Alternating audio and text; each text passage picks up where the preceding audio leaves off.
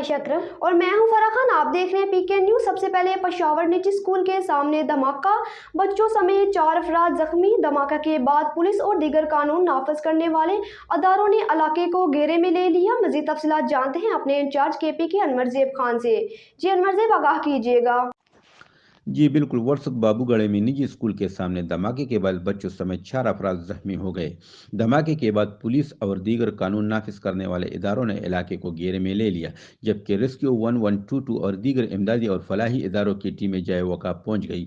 Police और rescue एहलकारों ने जख्मी बच्चों को इलाज के लिए अस्पताल मुंतकिल कर दिया, जबकि धमाके की नोयत मालूम की जा रही है।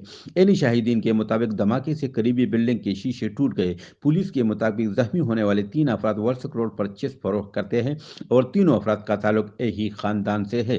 मीडिया से गुफ्तगू करते हुए एसपी वर्षक मोहम्मद अरशद खान का कहना था कि ये बदकिस्मत वाकया 9:10 पर पेश आया।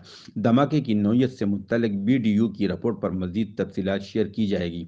उन्होंने बताया कि ये आईडी ब्लास्ट हुआ है और धमाके में 4 किलोग्राम बारूद मवादी इस्तेमाल हुआ है। धमाका में कौन टारगेट था, ये कहना कबल अज वक्त होगा। जी बहुत शुक्रिया अनवर ज़ेब, आप हमें तफसीलात से आगाह कर रहे थे।